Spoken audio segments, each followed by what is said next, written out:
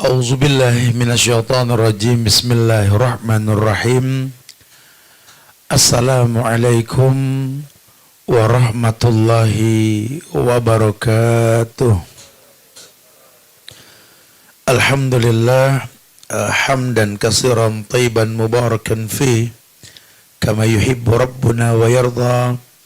Asyhadu an la ilaha illallah wahdahu la syarikalah wa ashhadu anna Muhammadan abduhu wa rasuluh. Ya ayyuhalladzina amanu taqullaha haqqa tuqatih wa la tamutunna illa wa antum muslimun.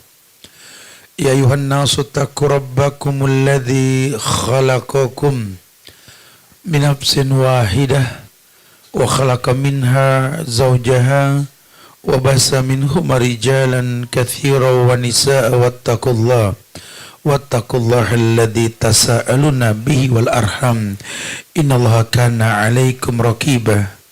Ya ayyuhalladzina amanu taqullaha wa qulu qawlan sadida yuslih lakum a'malakum wa yaghfir lakum dhunubakum wa may yuti'illaha wa rasulahu faqad faza fawzan 'azima.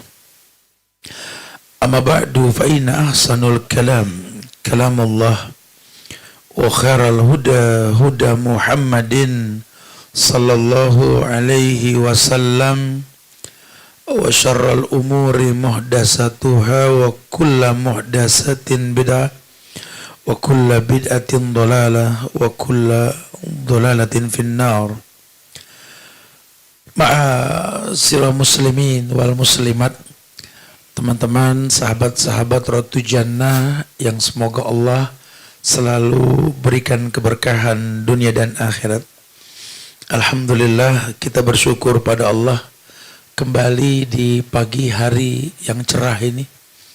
Allah kumpulkan kita di salah satu tempat di pojokan di tengah-tengah Jaksel ini, di mana kita kumpul di depan terminal Blok M di Jalan Sunan Kalijaga di Kala Kalijaga. Yang mudah-mudahan dimanapun bumi kita pijak tetap syariat kita junjung tinggi insyaallah ya. Karena memang ini mesti dibudayakan kembali. Fi ayyi ardin tata fa anta mas'ulun an islamiha. Di bumi manapun kau berpijak, kewajiban itu menegakkan syariat. Karena kita nggak pernah tahu di bumi mana Allah bakal wafatkan kita. Wa ma tadri nafsun fi ayyi ardin tamut. Harus jujur, tidak ada satu jiwa pun yang tahu di mana dia bakal diwafatkan. Hatta Nabi dan Rasul nggak tahu kapan dan di mana. Illa kecuali Allah turunkan wahyu kepada beliau. Para sahabat juga gitu, para tabiin, para tabiut tabiin, para ulama tidak ada yang tahu. Apalagi kita yang bukan dari bagian mereka, cuma pengikut mereka. Makanya mesti membiasakan untuk memfungsikan diri kita dimanapun kita berada. Kalau enggak, kita bisa kena jebakan Batman dunia, bro. Ya, dunia ini Masya Allah banyak jebakan-jebakannya loh. Kalau kita enggak berilmu, terjebak dalam kondisi yang kita enggak mau. Cuma mau bilang apa, mau enggak mau gitu loh ya. Nah, salah satu caranya, ulama menjelaskan kepada kita ini, kita mesti sering-sering ngobrol sama Bang Jali dan Bang Jabir gitu loh. Bang jaga bibir, Bang jaga lisan. Bukan berarti perempuan gak kebagian, karena nanti kalau perempuan kan lebih kepada Neng Jabir, Neng Jali, kan gak mungkin juga. Kecuali pakai tamar butoh, ya. Neng Jabiroh, Neng Jaliyah, gitu. Ya, intinya sih, kalau laki-laki diingetin gitu cakep tuh, karena laki-laki gak lemes. Laki-laki tuh gak banyak ngomong, ya. Memang karakter laki sudah seperti itu. Pernah kok kita bahas di Rotu Jannah ini. Teman-teman yang lebih mengerti dalam bidang ahli anatomi, mereka menjelaskan bahwa laki dan perempuan itu bentuk otaknya sama, cuma peruntukannya banyak perbedaan. Salah satunya bentuk otak kecil di bagian kepalanya itu. Sehingga ditemukan kenyataan bahwa otaknya itu laki-laki mampu untuk memproduksi kata maksimal 20.000 dalam satu hari. Maksimal. Kalau perempuan katanya yang saya baca tuh minimal 20.000 kali. 20.000 kata minimal itu. Jadi kalau kita orang laki yang memang laki nih ya, yang kerjaannya itu yakdu himason wataruhu bitonan. Laki itu memang nggak ngelinter di rumah, laki itu keluar. Makanya bahasa Nabi kepada para sahabat-sahabat lakinya, tafarruq li'ibadati amla sadrak ghinan. Ente kalau punya waktu kosong, isi untuk ibadah kepada Allah. Jangan cuma ngelinter di rumah gitu loh. Keluar. Fa idza faragta fansab. Kalau punya waktu kosong isi. Nah, ini kita buktiin sekarang sama teman-teman Ratu Jana, nih hari libur. Kita kumpul di sini. Di tempat yang di luar dugaan ketika banyak orang bingung masalah nyari masjid buat kajian di mana ya. Ya akhirnya pada bengkelai cuma gara-gara beda mazhab. Ya ini kan berbahaya. Padahal kalau kita mau belajar, kan Nabi sudah kasih bocoran. Ju'ilal ardo li ummati masjidan. Dijadikan bumi ini untuk umatku masjid. Tanpa menelantarkan masjid yang utama, 3 masjid haram, Masjid Nabawi, Masjid Al-Aqsa. Atau masjid raya secara umum, atau masjid dimanapun dibangun, bangunan untuk sholat. La masjidun usisa ala taqwa min awwali yaumin. Enggak, kita enggak menelantarkan. Kita meyakini sekali, bumi yang paling Allah cintai itu masjid. Dan bumi yang paling Allah benci itu pasar. Ini informasi. Supaya kita berhati-hati. Di masjid jangan banyak main-main, di pasar jangan keenakan belanja, kan gitu loh. Karena ada satu peruntukan kau tercipta. Wa ma khalaqtul jinna wal insa illa liya'budun. Tidaklah kuciptakan jin dan manusia kecuali untuk beribadah. Dan kalau sudah bicara ibadah, semua manusia boleh beribadah. La farqa baina arabin wa ajamin illa bitaqwa. Karena tidak ada perbedaan buat kita, mau Arab atau orang biasa atau mungkin siapalah kita, kecuali takwa kita kepada Allah. Ya, kenapa perkembangan Islam itu berkembang di Eropa, UK dan lainnya. Kemarin kita ngobrol ya, ketika ada event bersama teman-teman Strong Miner di AD Premier itu yang di TBC Matupang. Ya, beliau mengatakan bahwa berkembangnya Islam di negeri mereka itu di UK khususnya karena orang-orang di sana sudah mulai ilmiah. Dan Islam ini agama yang ilmiah. Ya terbukti kok yang bawa wahyu itu orang yang nggak akademik. Orang yang ummi, buta huruf, nggak bisa baca tulis. Yang namanya Muhammad Sallallahu Alaihi Wasallam. Ini jelas ilmiahnya di sini nih. Orang banyak kejebak nih. Hari gini kan orang ilmiah itu diidentikan dengan titel. Dia nggak ilmiah, dia sih baru-baru kuliah, baru-baru sekolah gitu. Emak kita nggak kuliah, jago ngerawat anak loh. Babi kita nggak kuliah, manajemen keuangannya cakep loh, tanahnya lega. Lu titel banyak, ke notaris jual tanah mulu.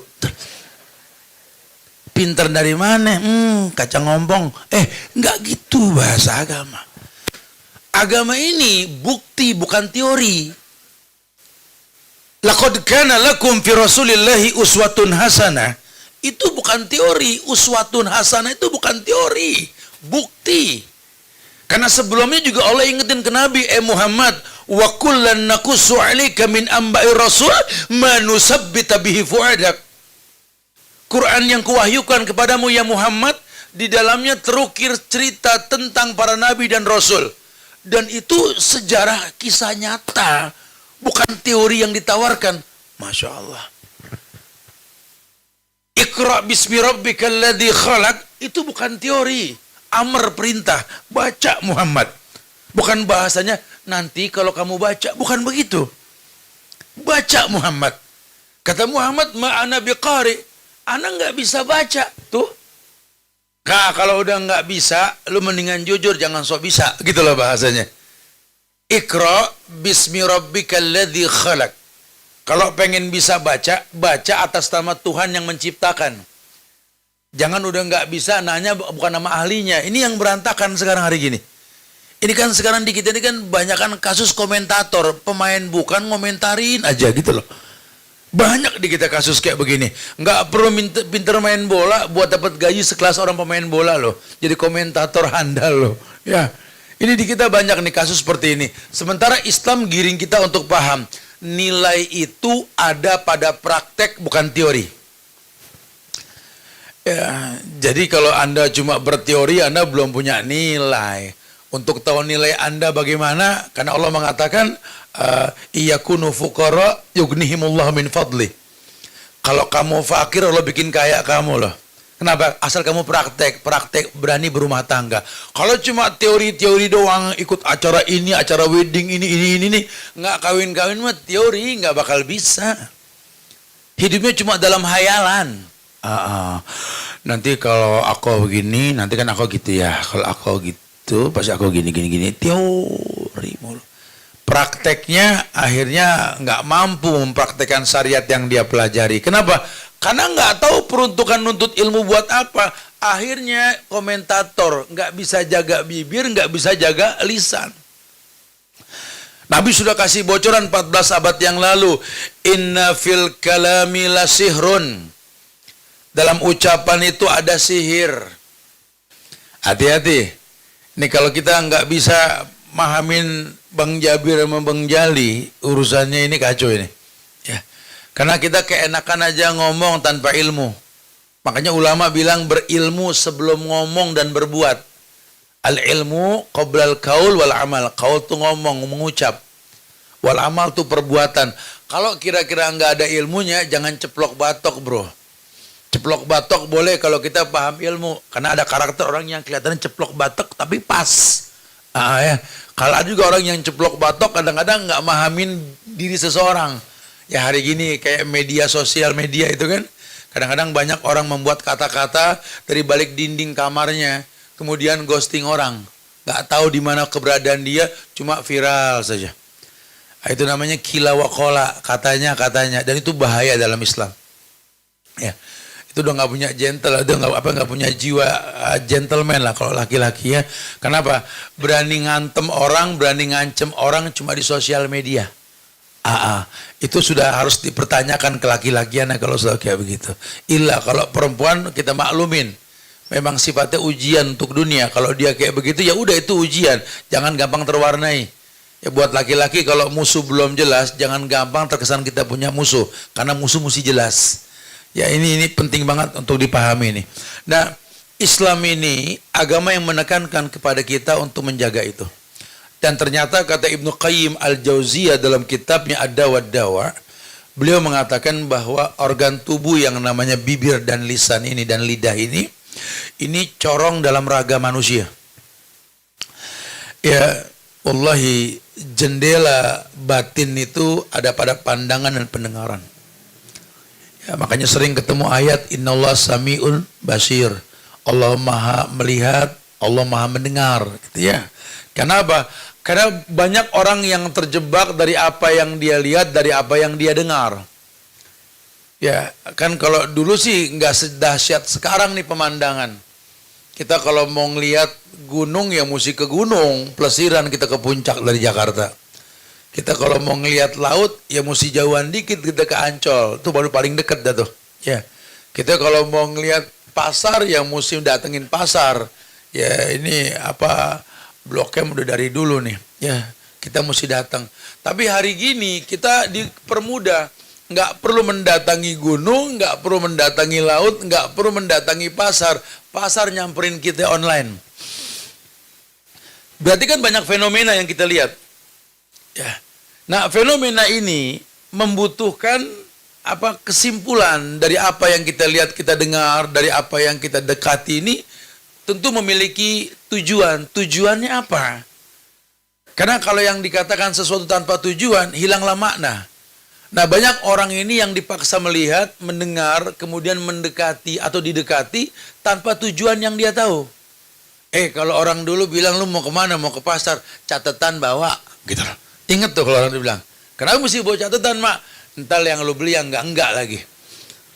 Orang dulu suka begitu, kita bawa catatan, itu dulu yang kita beli. Ada sisa duit dikit, ya paling kita bisa beli kue cucur, kue pancong, kue apa yang bersisa. Pulang ada yang kita bawa, kita ledekin, Mak, ini bonus dari Kang Cabe, bukan sisa kembalian gitu. Teratur. Hari gini tidak.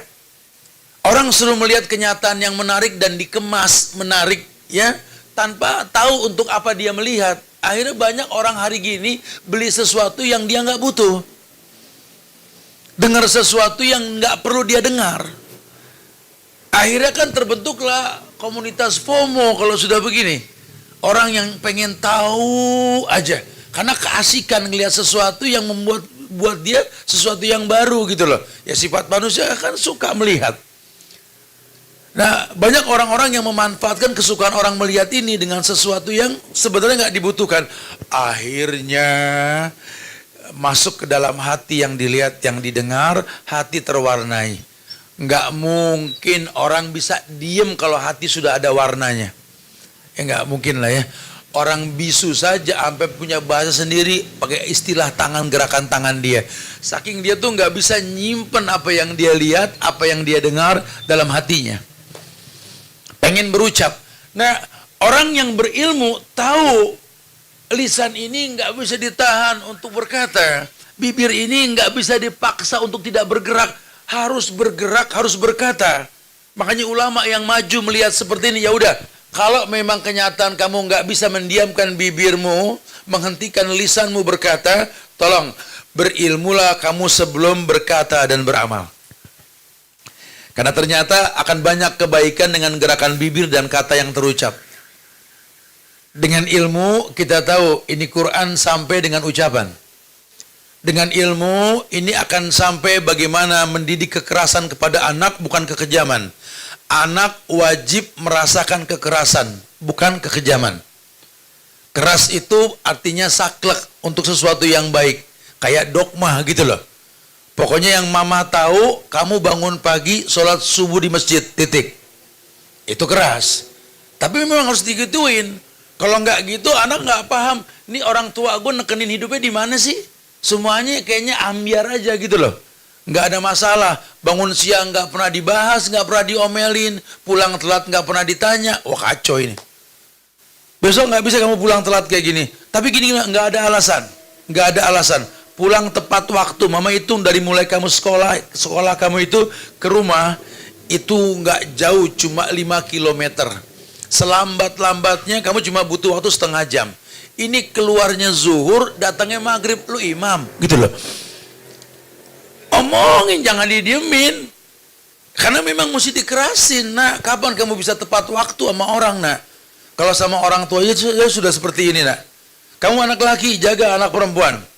Ya, jaga lisan kamu, jangan membentak adikmu, kakakmu yang perempuan, jaga. Kenapa? Karena target mulia dirimu sebagai laki-laki khiyar. Khiyar. Kamu harus jadi orang yang khiyar. Mama pengen kamu belajar agama, baca tuh Quran. Quran harus dibaca. Syukur-syukur tiap waktu kamu baca Quran walaupun sedikit. Jangan sampai nggak baca Quran. Kenapa, Ma? Ya Quran petunjuk. Gimana ente mau tertunjuki kalau nggak baca Quran? Itu keras. Bahkan begini, nah dialoglah keagamaan dengan bahasa kita, bahasa orang tua ke anak. Atau nanti ketemu bahasa anak ke orang tua.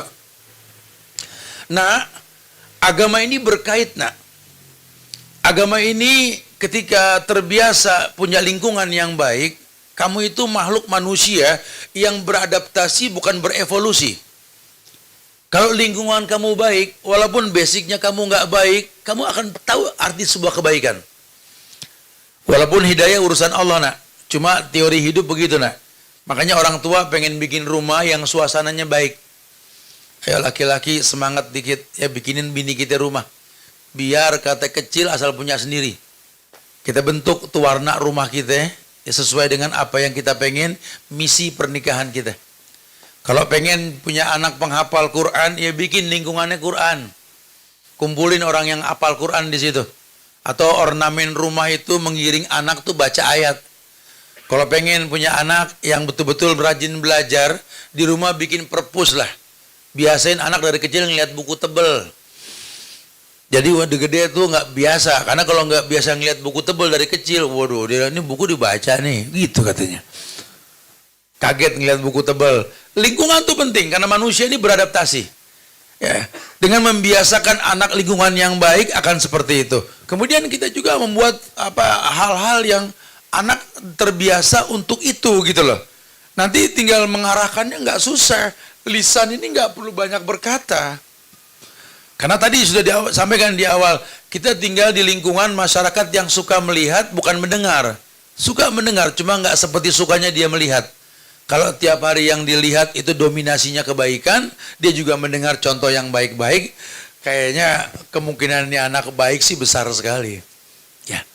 Tapi kalau cuma harapan doang, orang tua pengen yang baik-baik dengan bahasa kekerasan tadi, saklek tanpa contoh, yang nggak bisa juga. Yang dikhawatirkan diterima itu doktrin kerasnya tadi tentang sebuah kebaikan, tapi tanpa contoh, akhirnya anak mencontoh sendiri, mencari contoh dalam sosial media yang dia miliki. Oh, jangan-jangan ini yang dimaksud nih. Oh, jangan-jangan ini yang orang tua saya bilang nih. Oh, jangan-jangan semua hidupnya dengan jangan-jangan pakai perkiraan. Ini bahaya, ya. Akhirnya jangan heran kalau nanti anak nggak seperti yang kita pengen. Iya betul, kamu bener. Cuma bukan begini maksud mama. Kayak anak nyoret tembok. Mama pengen deh kamu coba mengekspresikan yang kamu inginkan, yang kamu pahami dalam bentuk gambar, coba deh. Karena anak kan nggak semua pandai ngucap kan, dia bikin gambar. Cuma ngomong gitu doang, tiap ketemu muka anak begitu terus. Nggak dijelaskan bagaimana cara dan di mana. Akhirnya anak nyoret tembok. Kita ngomel, ini kok sekarang tembok yang dicoret, bukan gini maksud mama. Ya anak kan mentalnya beda-beda, digitu yang ada diem. Akhirnya mulai berkembang di otaknya. Kayaknya emak gue nggak temen kalau di tembok dia, tembok orang. Mulai demen sama pilok. Milok tuh sempat tuh ada zaman di mana anak-anak SMP SMA tuh milokin tembok orang tuh. Untung Kang Piloknya udah pada tobat sekarang ya. Miloknya milok syar'i. Tergantung pesanan bro ya, ada Kang Pilok nih mana. Ya. Kadang-kadang seperti itulah kenyataan. Makhluk yang bernama manusia ini beradaptasi, bukan berevolusi. Kita manusia berakal. Selama memang kita tahu kita punya akal, gampang banget mengadaptasikan diri bro. Kita punya teman manusia yang baik. Kita biasakan kalau ketemu sama dia, Assalamualaikum bro. Tiap ketemu, 5 kali ketemu, dia duluan yang ngucap salam sama kita. Karena dia tahu kalau ketemu dia nih, masih gitu ucapan salam nih. Walaupun mungkin dalam awal canda, anak tongkrongan yang gak pernah ngucap salam. Kita nongkrong bareng dia, tiap ketemu, Assalamualaikum bro. Waalaikumsalam. Tiap ketemu, Assalamualaikum. Ya paling dicelutukin, Kang Salam dateng noh, gitu loh. Nggak apa-apa, nggak ada masalah. Itu nanti dalilnya, Kul Rabbiyallah summastaqim. Udah pokoknya katakan Tuhanku Allah istiqomah. Wa idza khatabahumul jahilun qalu salaman. Kalau ada orang bodoh mengomentari kebaikan yang kamu lakukan, qalu salaman. Tetap ucapin salam, jangan sampai terwarnai sama mereka. Gitu. Nah, dijelaskan oleh salah seorang sahabat yang bernama Hudzaifah, sampai orang suruh terbiasa untuk melemeskan lidah dengan Al-Quran. Dulu banyak di zaman Nabi itu, di zaman sahabat, orang yang memang tahu keunggulan dari Quran itu mematahkan syair di zamannya. Jadi tiap zaman ini punya tren. Ya, tren kita ini tren handphone sekarang. Semua orang di tangan ada handphone. Ini tren sudah. Dulu di zaman Nabi, semua orang di tangan ada pena, ada syair yang ditulis. Jadi jago syair, sampai rumah ibadah mereka yang namanya Ka'bah, di temboknya itu banyak syair. Makanya Allah turunkan Quran itu untuk mematahkan syair. Di zaman Nabi Isa, itu zaman kedokteran. Orang yang namanya dokter banyak itu zaman. Makanya diberikan kelebihan Nabi Isa itu bisa menyembuhkan orang sakit. Bahkan menghidupkan orang yang mati. Wahyu nggak tanggung-tanggung gitu ya. Di zaman Nabi Musa, itu jagonya sihir itu zaman. Maka diberikan keutamaan Nabi Musa itu bisa mematahkan sihir mereka. Jadi setiap zaman itu punya ciri. Nah, ciri di zaman Nabi kita Muhammad SAW dan sampai akhir zaman nanti, orangnya jago kalam, jago syair. Sampai ada istilah, oh dia sih pinter ngomong, tat. Perempuan mana yang kalau dia ngomong gak kelepek-kelepek, oh dia sih perempuan Masya Allah, tat. Laki mana yang gak goncang batinnya kalau dirayu sama dia. Emang ada istilah, tat, kalau Allah tuh berfirman, Nabi bersabda, tat, kalau dia berkata-kata, tat. Masya Allah. Kita hidup di zaman yang seperti itu, yang memiliki kemampuan. Makanya zaman kita sampai kiamat juga banyak syair yang bikin orang nangis kalau dengar. Sampai kiamat juga ini zaman bahayanya lisan sampai zaman kiamat nanti. Jangan dibilang ini masalah fitnah musik cuma di zaman Nabi doang, sampai kiamat. Salah satu fitnah Dajjal itu apa? Dajjal tuh pinter ngomong. Kalau bentuk fisik ya Dajjal. Matanya kicer, picek sebelah meletus yang satu, di jidatnya kafaro. Rambutnya kayak ayam baru numbuh, kayak ayam mabung. Ya, botak begitu. Jalannya pengkor. Tapi kalau sudah berkata ini Dajjal, ya, tolong laki-laki ikat istrimu di tiang dalam rumahmu. Nabi tuh nggak main-main ngomong kayak gitu. Terus ngapain diikat lagi, bini gua mah seleranya bukan orang pengkor gitu. Ya, lu lihat nih selera bini gua tuh gitu, keren. Dajjal, emang Nabi bohong ngomong begitu? Hari gini orang pakai hijab pun bisa seneng orang sama orang anak muda yang jago nyanyi, kupingnya baterai masuk. Betul. Ini kisah nyata kita ngomong, betul. Nggak bisa dipungkiri.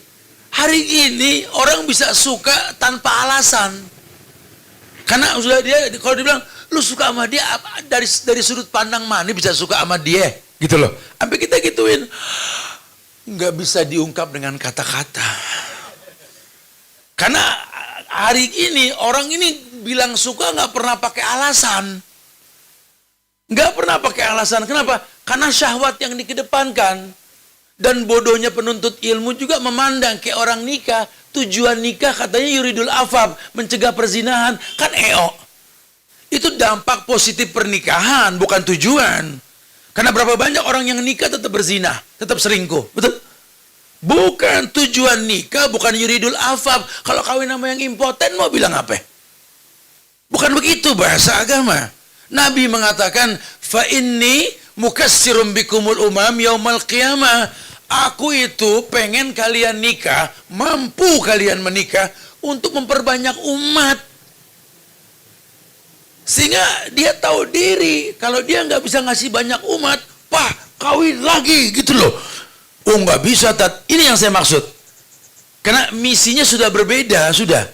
Tujuannya sudah bukan kembali kepada sunnah Nabi. Sehingga orang-orang pun begitu. HP dia lupa. Aset dunia akhirat itu anak yang soleh. Anak yang soleh.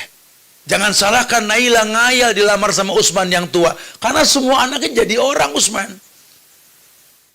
Karena yang dia tahu siapapun yang menikahi dia nanti, dia butuh anak untuk mendoakan dia.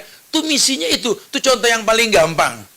Kalau contoh masalah kita bekerja, ya tujuan kita bekerja itu bukan memperkaya diri. Karena bahasa Allah, nahnu narzukukum wa iyahum. Saya kasih kamu rejeki buat banyak orang. Allah udah ngingetin, jangan stay kelamaan tuh duit. Duit kalau kelamaan di bank, yang untung kasih rumah sakit. Investasi, jangan dipegang. Puterin. Taruh barang di mana? Orang-orang kafir paham. Tanahnya lega, rumahnya gede. Tapi di apartemen, semua disewain. Kenapa? Barang mesti berputar. Berkahnya beda-beda. Ini bahasa-bahasa mulia di agama ini kadang kita nggak paham. Nah, kata Hudzaifah ibn al-Yaman di zaman syair tersebut, dia mengatakan gini, ya ma'syaral qura. Ya ma'syaral qura, karena qura ini ya Jabir sama Jali lagi nanti ujung-ujungnya. Bibir sama lisan nih. Ya ma'syaral qura. Wahai para ahli Quran yang sering menggerakkan bibir, menggerakkan lidah untuk mengatakan sesuatu. Istaqimu. Bisa nih, orang kalau sudah mulutnya bergerak, sering baca Quran, dibiasain baca Quran. Pagi sebelum subuh azan berkumandang, habis tahajud witir, baca deh biar kata sa'ain duain kalau bahasa kita. Gak lama azan berkumandang, jawab tuh azan. Sholat qobliyah subuh di rumah. Mulai antara azan dengan qomat agak jedahnya lama tuh subuh, betul? Itu zikir pagi paling tepat tuh di situ tuh. Karena tempat mustajab doa itu ketika antara azan dan qomat baca. Masih belum qomat juga baca Quran biar sedikit. Sholat berjamaah di masjid kita dengerin Quran yang baca panjangan. Karena kalau imam cerdas, subuh bacanya panjang. Dia tahu rokaatnya boleh 2, bacaannya panjang. Imam berilmu ketika subuh. Nabi pun mencontohkan begitu. Kemudian pulang ke rumah nanti sebelum berangkat dia kata sedikit baca deh. Ya, di kantor kalau ada istirahat biar kata selembar baca. Ntar pulang ke rumah juga orang begini tenang hatinya. Kalau nggak bisa semua tolong antara maghrib dengan isya jangan nggak baca Quran. Ya ma'syarul qura, wahai orang yang terbiasa menjadi ahli Quran, bibirmu bergetar, lisanmu bergerak mengatakan iqra dan seterusnya. Ya ma'syarul qura, istaqimu, baru bisa istiqomah. Ada yang nanya, tat, biar istiqomah gimana sih tat? Anda sih bercanda, lu penanya yang ke-76 gitu loh. Tiap ngeliat muka Ustadz pengen istiqomah aja, mentang-mentang rumah si Ustadz samping masjid istiqomah gitu ya. Tat pengen istiqomah, dengerin nih. Orang kalau pengen istiqomah, kata sahabat, ya ma'syarul qura, ajakan istiqomah tuh buat orang yang biasa baca Quran. Kita ngaji kagak, Iqra 2 nggak naik-naik, nggak demen belajar, pengen istiqomah. Nggak bisa. Istiqomah itu buat orang yang memang udah kenal Allah. Bahkan levelnya sahabat, ma'syarul qura, orang yang biasa baca Quran. Istaqimu, lurus. Istiqomah. Kenapa? Faqad sabaqtum sabqan ba'idah. Karena kalau kamu nggak istiqomah dengan Quran, orang-orang dulu yang baik udah duluin kalian. Orang baik udah duluan. Ente sekarang baru sedekah. Dulu ada Abdurrahman bin Auf yang jago sedekah. Ente baru sekarang bisa berbuat baik sama orang. Wallahi ada Abu Bakar yang hatinya mulia bak berlian di zamannya. Ente sekarang cuma berbakti sama orang tua. Baru dulu pernah ada yang namanya Uwais Al-Qarni, betul? Sabaqtum sabaqan ba'ida. Kebaikan pernah diduluin. Tolong, hai orang yang suka baca Quran, jangan berubah bacaan kalian. Karena orang baik pernah ada duluan. Fa in akhadtum yaminan wa shimalan, laqad dalaltum dalalan ba'ida. Karena kalau sampai kamu ini yaminan wa shimalan, kamu nggak istiqomah, tapi apa orang kita bilang oleng-oleng. Orang Bayoran bilang ugik. Ugik tahu ugik? Kayak orang belajar sepeda. Ugik itu dibilang tuh ya. Takut jatuh aja hawanya tuh ugik. Namanya oleng. Oleng belum sampai level oleng, agak gimana gitu ya. Tuh kata Nabi, fa in akhadtum yaminan wa shimalan, kalau seandainya kalian ini jadi orang yang kanan kagak, kiri kagak, istiqomah itu nggak goyang jalan terus. Ya orang mau komentar ya alhamdulillah, jazakallah, jazakillah, dikomentarin. Memang orang kalau mau hebat banyak komentator. Tapi lihatlah pemain bola handal nggak pernah terkecoh sama komentar orang. Ya tetap aja tendangannya cakep itu Beckham dari zaman dulu sampai udah tua. Tetap aja kenceng larinya Ronaldo, nggak ngefek. Apalagi Messi dan teman-temannya, betul? Enggak, netizen kurang apa ngancem mereka? Karena profesional. Ya, tujuan dia begitu karena Allah. Ya, kalau mereka nggak tahu, tapi kalau kita, kalau karena Allah lebih asik. Dia punya misi. Ya, mungkin Messi untuk anaknya, Ronaldo untuk ibunya. Atau kita nggak tahu lah yang lain-lain. Apa kalau Beckham buat anak gadisnya, kita nggak tahu. Tapi selama memang orang punya misi melakukan sesuatu, istiqomah tuh gampang. Nah kita orang Islam suruh semua karena Allah. Nih yang saya sampaikan ini ada di Raudhatul Muhibbin, buku Ibnu Qayyim tentang taman-taman orang yang jatuh cinta. Kenapa Laila sampai berani majnun untuk urusan kayak beginian? Karena yang dia tahu yang terbaik itu. Apa yang membuat Ummu Darda nggak mau nikah lagi? Karena dia tahu cuma Abu Darda yang bisa membawa dia ke surga. Mungkin kalau Nabi yang ngelamar ya dia nggak nolak. Kalau cuma selevel Abu Darda, enggak, Abu Darda aja udah. Gitu. Saya yakin Abu Darda ini bakal menghiasi dia dengan pakaian, dengan perhiasan di surga nanti. Karena perempuan itu nggak dijanjin malaikat-malaikat, laki dijanjin bidadari. Karena fitrahnya laki-laki ya syahwat terlampiaskan. Kalau perempuan tidak, ada masa di mana anak nomor 1 ketimbang suami, betul? Ada masanya nanti. Terserah deh, mau kemana dia, yang penting anak-anak dekat sama kita. Begitu bahasanya. Makanya pengadilan pun mengajarkan 12 tahun baru bisa diambil nih anak kalau perceraian. Karena ibu lebih tahu mencintai anak ketimbang ayah. Sama dengan orang mau masukin anak ke pesantren. Habis SMP, cintai dulu, didik dulu, baru masukin pesantren. Jangan dari SD udah di pesantren, bukan kagak boleh. Nih anak bakal pinter cuma nggak deket sama orang tua. Udah gede jadi ustadz, mulutnya tajam sama orang tua nyakitin kalau ngomong. Bisa gak? Bisa. Karena gak muamalah. Antum lihat ya track record para ustadz yang belum pernah nyantrin di usia yang tepat. Muamalahnya beda. Cara penyampaiannya gak sama. Kenapa? Batinnya gak terbentuk sama madrasah di rumahnya.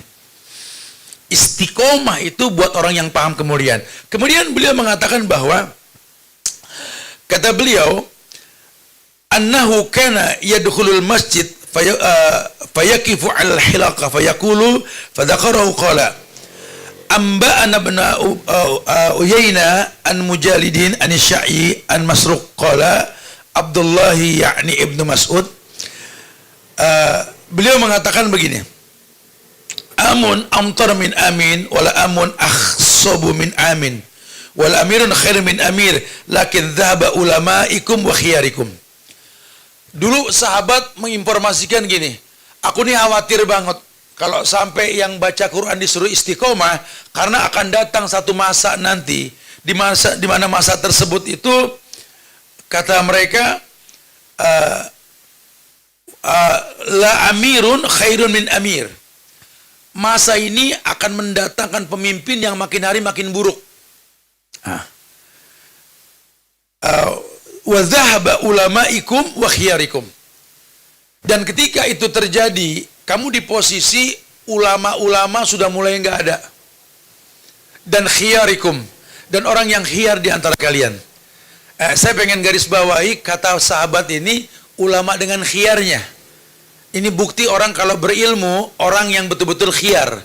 Khiyar itu yang menyiapkan maklum, sehingga enggak ada bentakan kata dalam ucapan, enggak ada penekanan pada sesuatu yang orang enggak mampu. Itu khiyar. Ini butuh ilmu. Orang kalau makin berilmu bukan pedes mulutnya, tapi khiyar. Dia siapkan maklum, tetap tujuannya A, cuma dia puter nanti ujungnya A. Khiyar, dia siapkan maklum. Kalau buat yang sudah berilmu, diam. Ya, kalau buat orang yang berilmu dia akan ngomong, wow, ada beberapa hal di dunia ini yang kita nggak bisa berkata-kata karena Allah nggak berikan kita mampu untuk berkata. Ternyata diam itu solusi. Diputar dulu, ujungnya ngomong diam. Ini orang yang khiyar.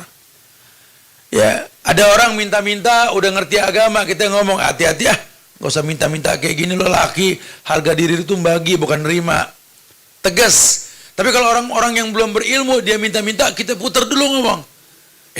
Kata Nabi kita nih kan sama Nabi sama Nabi gua kan Muhammad SAW. Al-yadul ulia khairun min yadis sufla. Oh, gue tuh terpincut banget sama tuh hadis. Apa itu artinya? Tangan yang di atas lebih baik daripada tangan yang di bawah. Serius. Makanya gue mau dah biarin gue mati kering daripada minta air dah gitu loh.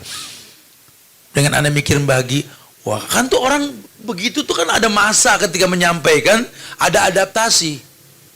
Bohong kalau nggak ada bekas. Ya udah deh, nih hari boleh gue dibagi, bulan depan gue yang bakal bagi, gitu loh bahasanya. Kenapa? Karena teknik penyampaian itu khiyar. Di ulama tuh ada. Perhatikan ulama-ulama tajwid, bernyanyi, bukan bernyanyi dengan musik ya, membuat intonasi alibata dengan tiap negara tuh beda. Ya. Untuk apa? Untuk khiyar, untuk anak-anak tahu kita bisa bermain dengan belajar gitu loh. Makanya kalau anak-anak kan nama sekolahnya Rodotul Atfal.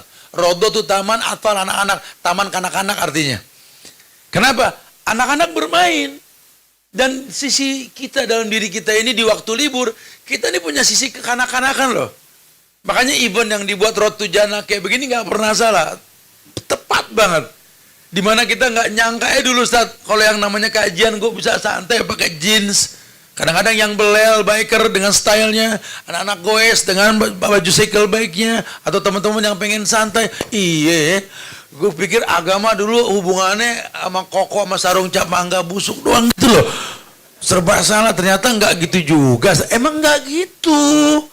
Makanya ngajinya yang total. Di zaman Nabi itu sahabat ngomong, kuntu fi majlisi Rasulillah sallallahu alaihi wasallam wa kuntu ma'an nabi fi masjidihi wa kuntu ma'an nabi fi safar wa kuntu rakiban ma'an nabi wa kunna masiyan ma'an nabi.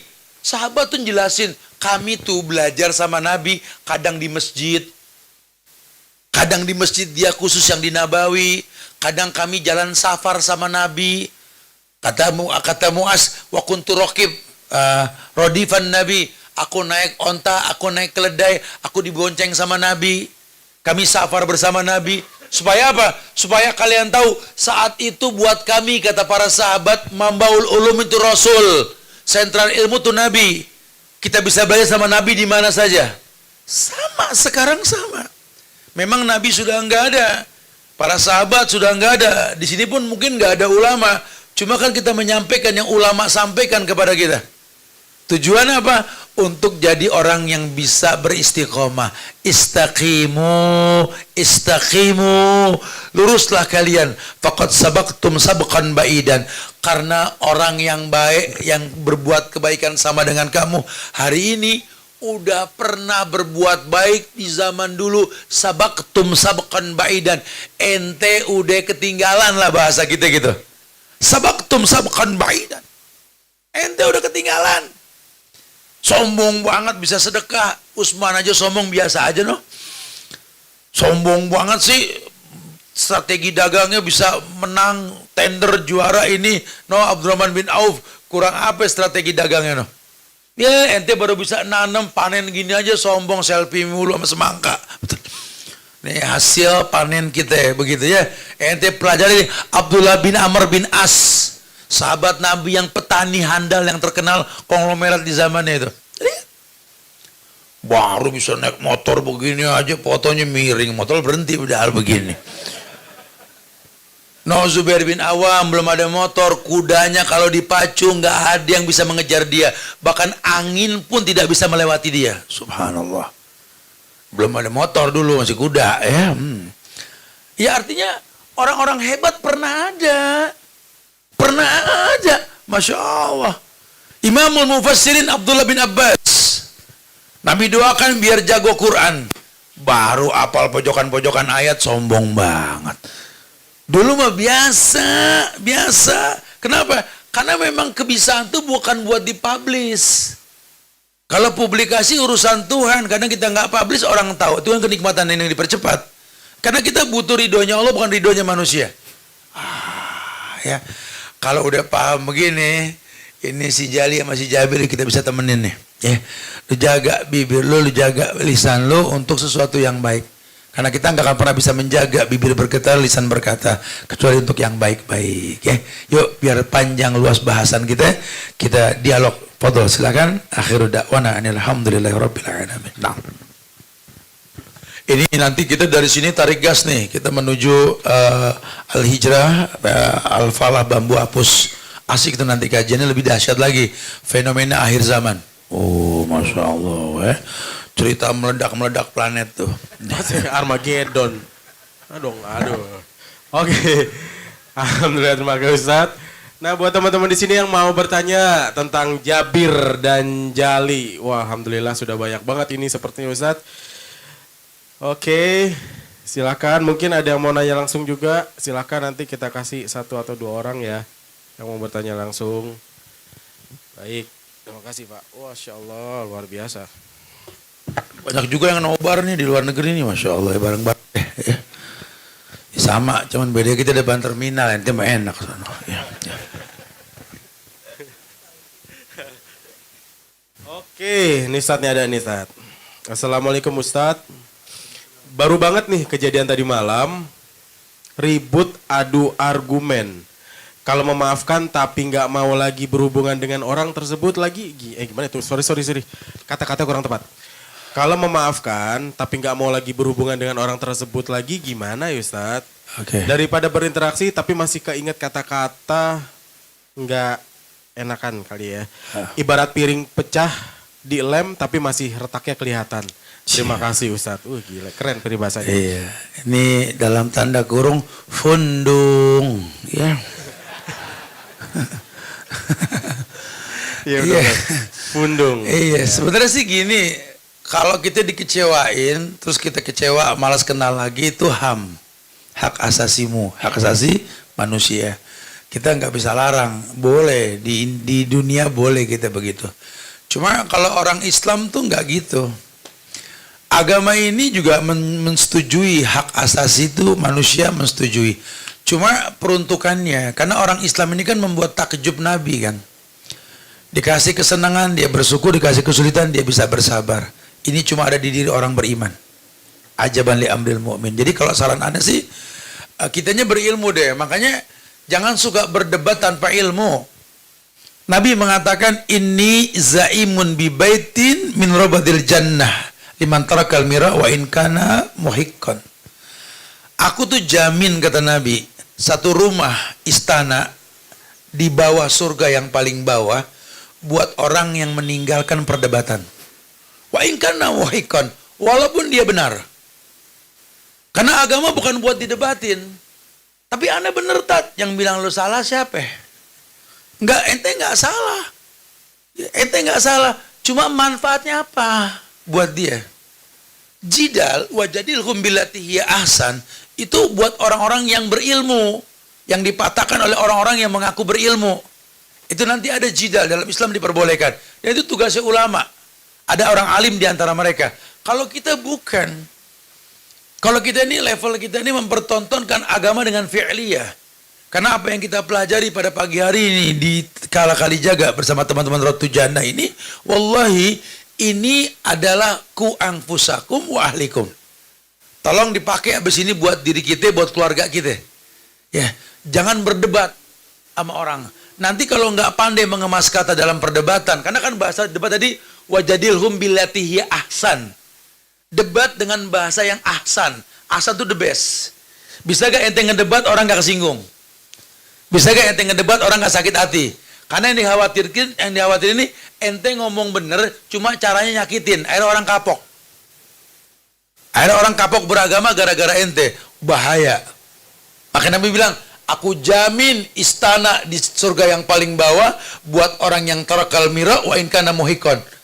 Buat orang yang bisa meninggalkan perdebatan walaupun dia benar. Resikonya gitu tuh.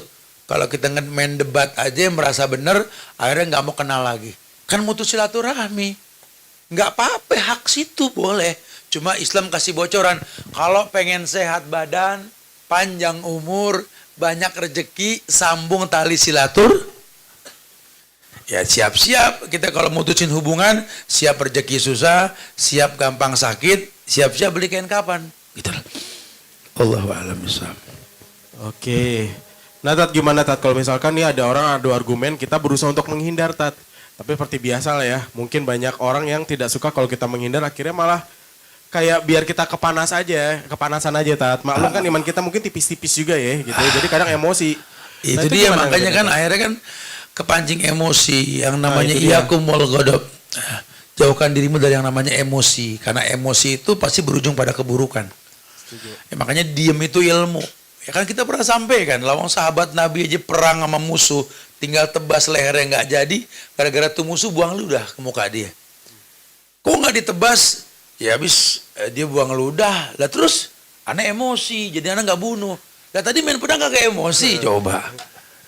Sahabat itu nggak segitunya bro gitu ya. Itu memang nggak gampang, memang butuh pelatihan gitu ya. Kayak Anda diem denger bini ngomel, bukan Anda lemah. Ya Allah sedang mengumpulkan kekuatan buat kabur, betul kan? Aku aja loh. Kabur aja tetap dicegat, Tat. Oke. Tat, ada lagi nih, Tat. Assalamualaikum Ustadz. Semoga Ustadz selalu sehat dan selalu dilindungi Allah SWT. Ustadz mau tanya, saya punya teman, waktu masih akrab, saya pernah berjanji kepada teman saya itu untuk membelikan sesuatu yang bermanfaat. Tapi qadar Allah, saya sama teman saya itu lagi nggak baik hubungannya. Nah, kata teman saya itu, saya nggak usah membelikan barang bermanfaat itu sambil dia marah-marah, Tat. Tapi saya tetap membelikan barang itu. Nah, itu gimana Ustadz? Saya tetap membelikan barang tersebut, apa ikut kata teman saya aja nggak usah beliin barang? Ya Allah, kita belum tahu temennya siapa, dia siapa, dia mikir. Sebenarnya sih teman sama teman lebih paham deh. Kita punya teman nih yang seneng bilang enggak duluan. Di kita kan ada kan? Ini gue punya temen, Tat, pokoknya enggak dulu dah gitu loh. Ini gini, enggak. Tapi ntar dia nurut, kita yang paham tuh. Ya udah nggak apa-apa, kita tahu nih orang emang nggak di mulut tapi iya di batin kan gitu ya. Ya karakter perempuan nggak dulu, iya belakangan gitu kan. Senang ada obrolan sebenarnya gitu ya. Aku cantik gak? Cantik, alah bohong gitu ya. Sekali lagi cantik gak? Enggak, tuh kan kelewatan kamu ya. Cantik gak? Tinggalin aja, ngapain dipusingin gitu loh. Masih banyak kerjaan ya. Berani kau? Nah, berani. Ada yang godek di belakang orang. Ras terkuat itu Ustaz, mungkin bisa dilawan taat. Gini ingetin siapa ya makanya. Ya intinya sih enggak bro. Maksudku gini, kalau temen itu yang paham temennya. Temen yang paham temennya. Makanya kita kalau berteman yang total. Ya, yang berteman tuh yang total, jangan kaleng-kaleng. Ya, kata Ibnu Rajab itu cari temen yang kayak makanan enak bergizi. Kita nggak makan ngangenin tuh makanan. Kita nggak makan kayak ada yang kurang di badan kita. Itu teman sejati bro. Dan teman itu sodiku kaman abkam man ada hadak. Teman yang menangisimu bukan mentertawaimu. Teman yang bocor ceplok batok. Jangan dibilang nih orang ngomongnya pahit sama gue. Dia udah nyaman sama lu. Kayak laki bini ceplok batok. Itu jangan dikeselin, dia udah nyaman. Karena sama orang dia nggak bisa begitu. Sama kamu sudah nyaman kayak orang tua ke anak. Mama bebas banget sih mah kalau ngomong sama anak, ya karena kamu milik mama. Ke orang mama nggak bisa begini. Sikapi dengan ilmu gitu loh. Makanya dalam perdebatan jadi cermin. Jadi cermin. Nanti orang akan melihat salah dengan cermin yang kita punya. Jangan jadi orang yang gampang terwarnai. Itu butuh waktu lah ya. Tapi mudah-mudahan setiap kita bisa insya Allah ya. Yang penting dalam berteman itu bagaimana berpikir mendatangkan manfaat. Mungkin manfaat yang kita buat ini langsung dirasa atau mungkin tertunda. Yang bahaya ini kan teman yang pura-pura teman sehingga jadi musuh dalam selimut yang menusuk dari belakang, ini yang menyakitkan gitu loh. Walaupun prosesnya nggak berasa, cuman ujung-ujungnya mati. Teman sejati itu enggak. Teman sejati itu kalau sampai dia berkomentar karena dia sayang. Orang lain nggak ada yang paham, dia ngomong, jangan sakit hati. Yang lain setuju, cuma dia doang salah. Cuma dia yang sayang sama situ berarti. Karena yang lain nggak ada komentar. Jangan antum melihat yang banyak, lihat yang sedikit. Orang hebat seperti itu berpikirnya gitu loh. Ini akidahnya para sahabat yang diwakili oleh Huzaifah ibnul Yaman. Wa kuntu as'alu anis syarri makhafatan ayudrikani Allah. Ketika banyak orang bertanya tentang kenikmatan sama Nabi, aku tanya tentang keburukan. Lihatlah gimana Umar ibn Khattab. Ngedengar Nabi nyebut orang-orang munafik di zamannya, Umar terlambat datang. Umar ngomong, apa Nabi nyebut nama aku? Coba. Padahal Nabi bilang Umar fil jannah, Umar di sorga. Tetap takut dibilang munafik. Tuh akidah mereka. Hati mereka kayak begitu. Nggak gampang terangkat dengan pujian. Karena dia senang bahwa kritikan, saran itu sesuatu yang membangun. Jangan gampang sakit hati kalau diingetin. Kalau memang kenyataan kita salah, jazakallah ya Allah, makasih ya. Gak ada yang ngingetin nih. Mudah-mudahan ke depan kita lebih solid lagi bro ya. Ahsan begitu. Allahu a'lam barakallah. Oke, jadi barangnya perlu dibeliin apa nggak nih Tat? Dia kan janjiin beliin barang nih, barangnya tetap dibeliin apa kagak nih? Beliin. Nah, beliin tuh. Yang tahu temannya kan Anda bilang tadi. Ada yang kita beli langsung bermanfaat, ada mungkin tertunda kita nggak tahu. Ya. Kayak model gini bro, teman kita emosian, ya. Ini bubaran nih, yang pakai sendal nih berebut sendal. Ada yang sama merek beda nomor. Nah, jalannya dingdet, agak susah. Kita nyeletuk, jalan gak berani ngomong. Ada yang ngomong, bro sendal lu salah. Kan udah emosi depan orang. Biarin mau apa lu, kan gitu ya. Tapi ingetin terus dia udah balik. Mana enak jalan sendal beda merek, beda nomor kan gak enak gitu loh. Begitu modelnya bro. Oke, siap. Oke, mungkin di sini ada yang mau nanya langsung? Ada? Gak ada ya, oke. Ada, silahkan. Langsung nih. Bentar.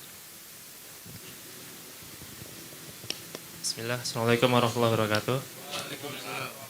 Menyikapi yang tadi masalah jarak antara azan sama iqomat salat subuh, Tat. Ya. Itu saya pernah ngatur di musola depan rumah. Jedanya saya lamain, Tat. Nah itu seminggu Besok karena saya diomelin tah. Gara-gara ya, ini banyak orang tua katanya kelamaan keburu mules nungguinnya katanya begitu tat. Lu ramai berapa jam om bro? Lah, kan kata lama ini bukan menurut kita. Kata lama ini dikondisikan dengan lingkungan. Karena kita tahu nih kalau lingkungannya komplek ya orang berumah tangga mungkin ada yang mesti mandi dulu pagi, betul ya? Mesti ada mungkin orang yang kerental-kerentil lah ini. Ya kita kira-kira ada lama itu diterjemahkan antara azan dan qomat 15 menit, ada yang 20 menit, ada yang setengah jam, maksimal sih 1 jam. Ente kalau di Nabawi atau di Haram, kalau zaman musim umroh rame ya, itu sebentar banget. Bahkan 5 nggak sampai 10 menit udah iqomah waktu subuh.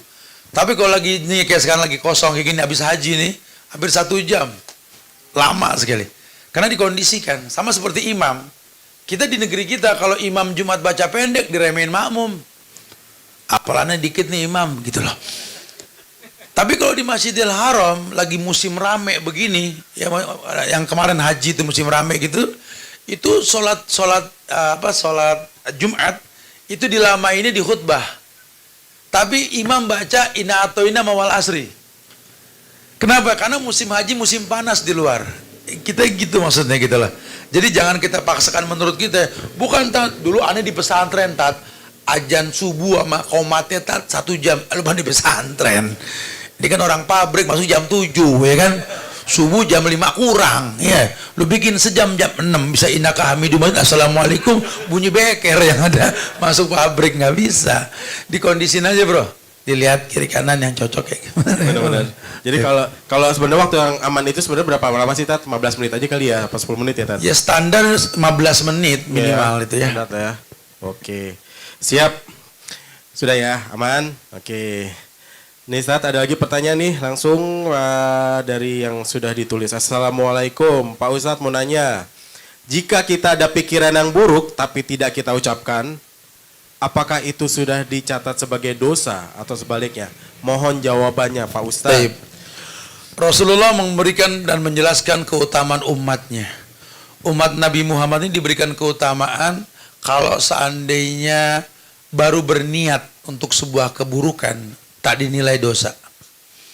Tapi ketika dia lakukan keburukan tersebut, dipastikan satu dosa yang dia lakukan. Pun kalau sampai orang meniru tanpa dia mencontohkan, nggak masuk kategori dosa. Allah taziru waziratun wizra ukhra. Orang nggak terbebani oleh dosa orang lain. Tapi kalau yang namanya kebaikan, baru niat saja pahalanya 1. Diaplikasikan ila sab'i mi'ati di'fin. 1, 10, 700. Ada yang mencontoh tanpa disengaja, mandala ala khairin falahu mislu ajri fa'ili. Orang yang menunjukkan pada kebaikan berpahala sebanyak orang yang berbuat kebaikan. Tuh, jadi kalau memang kita bergumam dalam hati tanpa terdengar oleh orang lain, nggak masuk kategori dosa. Oh, tidak masuk ya? Dan dahsyatnya kalau niat buruknya itu dibatalkan, pahalanya 1. Paham? Oke. Jadi dia nggak ngucap. Astagfirullahaladzim. Nggak jadi deh. Pahalanya 1. Gue mau jitak nih orang kurang ajar gitu ya. Terus artinya nggak jadi ya. Itu 1 tuh pahala. Ya, tapi jangan sengaja, takut sliding nggak jadi, ini nggak jadi, ini jangan gitu. Pengennya gitu. Lu kan nyari pahala. Jangan dong. Oke, makasih Ustadz. Nah, ini lagi nih Ustadz. Assalamualaikum warahmatullahi wabarakatuh Ustadz.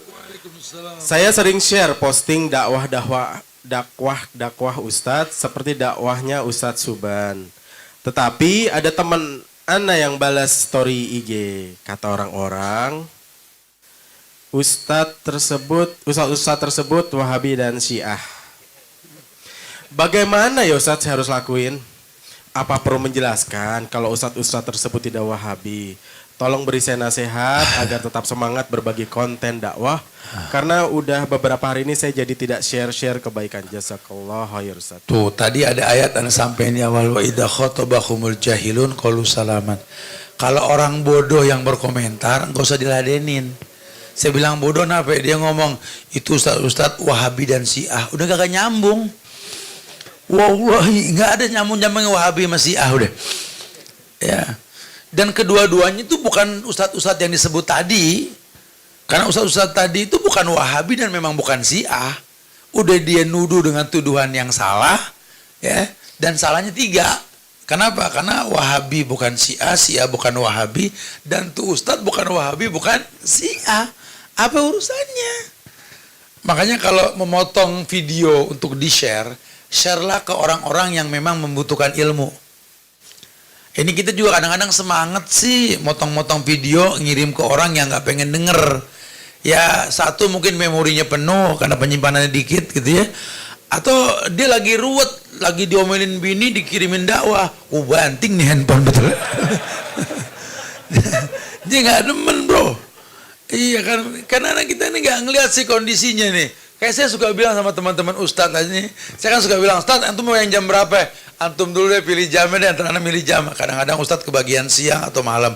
Atau kalau dakwah bertiga, endingnya anda ditaruh di middle biasanya. Bawah takut nggak rame, atas takut sepi, kita tengah-tengah nggak apa-apa. Anda sering bilang bro, makanya lihat sikon.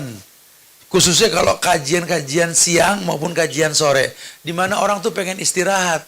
Nabi bilangnya qailula, tidur lebih tepat. Ente kajian siang sekali ngomong, jamaah coba pikirkan. Lu tambah pula suruh mikir. Orang lagi ngantuk lagi, suruh mikir. Mikirin pilau yang ada, betul. Kadang-kadang kita begitu tuh. Orang udah capek kerja suruh kajian. Ya Allah tinggal. Baiklah kita harus bersabar dan bertahap dalam sabar tersebut. Dia bayang gak kebagian bis gue gara-gara dia nih gitu. Orang udah capek gawe suruh mikir lagi. Kalian coba pikirkan apa yang Allah ciptakan. Ya Allah ya Karim. Ini kayak begini ini kan nih butuh ilmu untuk tahu yang dibutuhkan. Sama dengan kita nge-share tuh sama. Ya ini kadang-kadang. Ini bukan kata tamu-tamu kita para ustadz suka cerita nih. Ya. Ini ustadz nih ceramah, ini bininya dengerin di rumah. Misalkan kesinggung di rumah, kok nyinggung aku gitu loh. Lu kalau merasa kesinggung jangan dengerin kan selesai. Kita ngomong bukan nama situ sama ribuan orang gitu loh. Langsung motong video ustadz lain. Nyinggung suaminya. Kita tegur, laki lu ustadz gitu loh. Lu pakai ustadz lain. Emang mahram lu siapa sih kan gitu. Gue mah heran sama lu. Ini mau diselesaikan nih hari apa besok nih gitu loh. Ini kita kadang-kadang begitu tuh. Jadi gimana nih, untung di zaman Nabi Rasul dulu belum ada handphone. Kalau nggak habis. Ini Nabi Nuh disinggung sama ceramahnya Nabi lain, betul. Karena memang bininya kan kafir, ingkar sama suaminya, betul. Jangan-jangan anaknya malah ngantem sama ceramah yang lain. Ini nggak ngerti, saya nggak paham. Ikut nonton sosial media, bukan lihat apa yang disampaikan dalil, dicek. Nah, ini ada yang ngasih love siapa nih? Nah, ini yang ngasih kembang siapa nih? Kembang. Yang ngasih kembang orang Roblong, lihat siapa itu? Nafsuin ya orangnya. Sabar tahat. Iya, ini kita cerita nih gitu ya. Apa-apa, ngobrol kita lagi belajar. Ente juga sama nanti ketika mau ngomong ilmu yang ente miliki, nasihat ke anak, ke istri atau ke keluarga, jangan heran nanti kalau dipotongin kayak begituan. Apalagi hari gini kan gampang nge-share. Ya orang ada aja tuh berita tentang itu, sudah dipotong, dikirim supaya buat nyinggung. Jangan. Ilmu itu ku anfusakum wa ahlikum nar. Ilmu itu tolong dipakai buat dirimu, keluargamu, baru yang lain.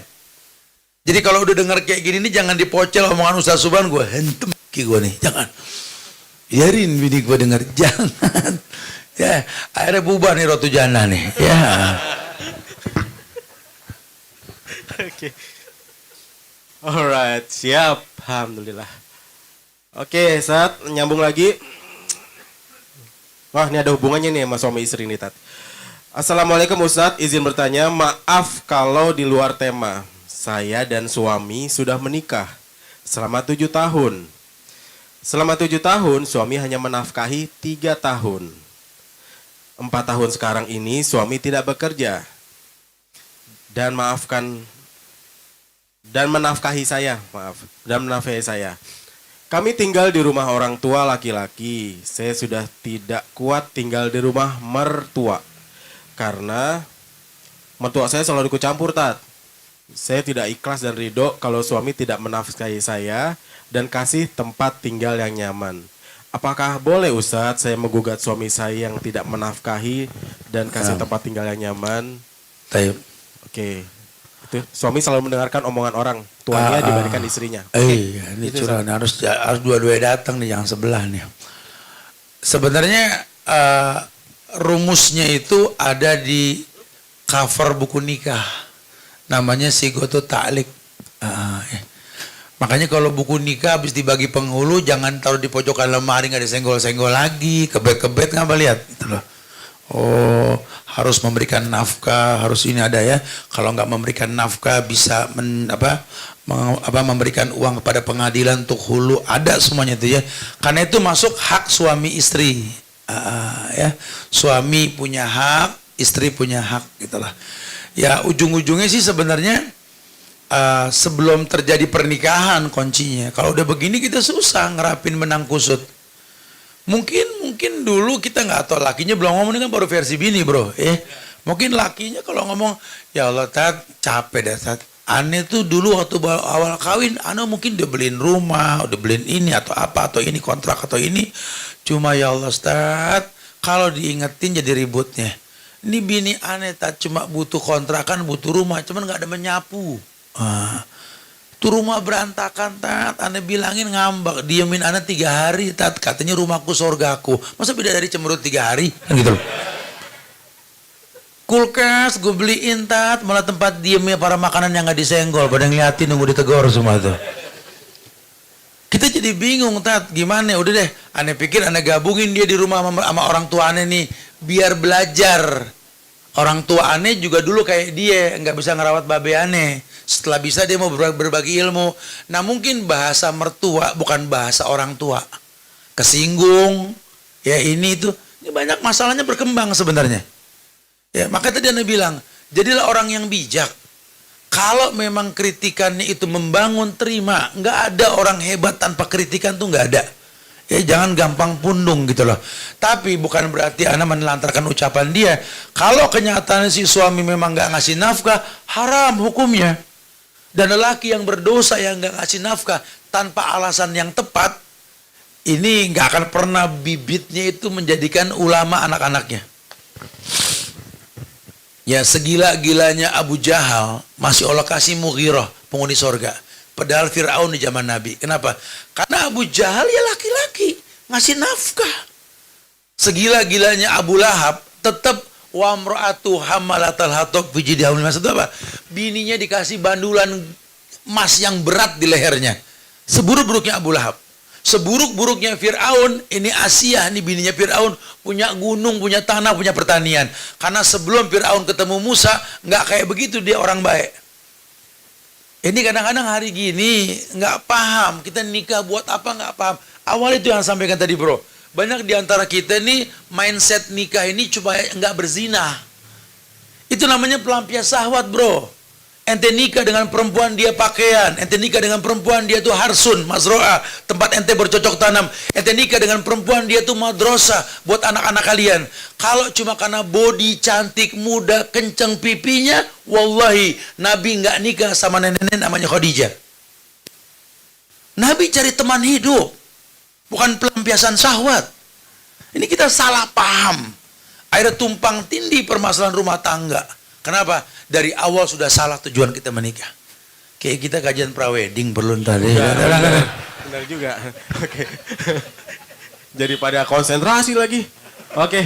Tapi gini teman-teman, karena waktu sudah tidak memungkinkan, Ustadz masih ada acara lagi. Ini pertanyaan sebenarnya banyak, nanti akan kita keep insya Allah untuk di bulan depan. Kita akan tanyain juga.